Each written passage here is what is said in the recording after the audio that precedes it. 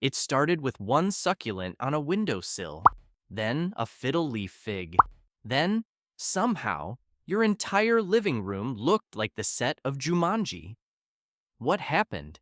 How did houseplants go from grandma's dusty fern to a full-blown aesthetic with hashtags, shelfies, and plant influencers? This is the story of how plants took over Instagram and why it might have been exactly what we needed. Let's rewind to the mid-2010s. Instagram was exploding. Everyone was curating their life. Coffee, books, matcha, outfits, and then, suddenly, plants. By 2020, houseplants weren't just trendy. They were everywhere. Hashtag plant parent, hashtag urban jungle, hashtag houseplant gang. Accounts with nothing but greenery and vibes were racking up followers by the hundreds of thousands. But this wasn't just about pretty pictures. It was about control. In a chaotic, digital world, here was something living you could care for. Water, watch grow, and they didn't talk back, unlike your roommates. Here's the thing, though. This wasn't the first time plants became a cultural movement. In the Victorian era, there was mania, fern fever. People were building custom glass cases for them, stealing them from the countryside, and printing them on wallpaper, furniture, even clothing. In the 1970s, macrame hangers and spider plants dominated boho homes.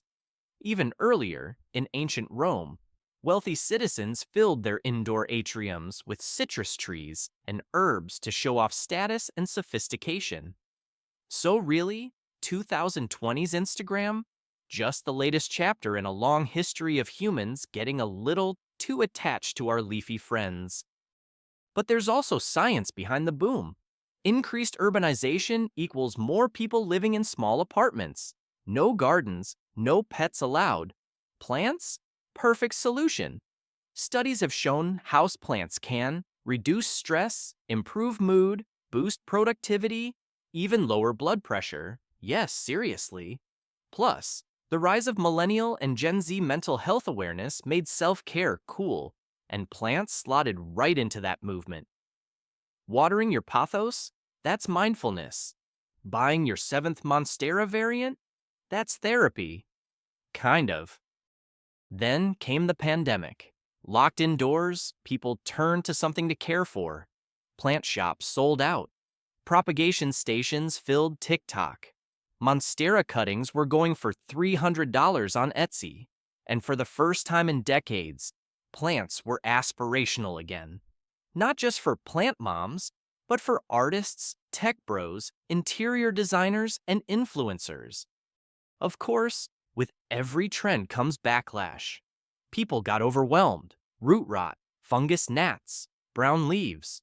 Suddenly, the soothing hobby became a source of stress and guilt. Some called it plant burnout. Others just went back to fake plants. But for many, it wasn't about being perfect. It was about reconnecting with something real. So yes, Instagram helped plants go viral. But our obsession with greenery is ancient. Whether it's ferns in a Victorian glass box, lemon trees in Roman villas, or a peace lily on your desk, the desire is the same. To bring a little bit of nature home, to nurture something, to feel alive in a world that moves too fast. And hey, if you get a few likes along the way, even better.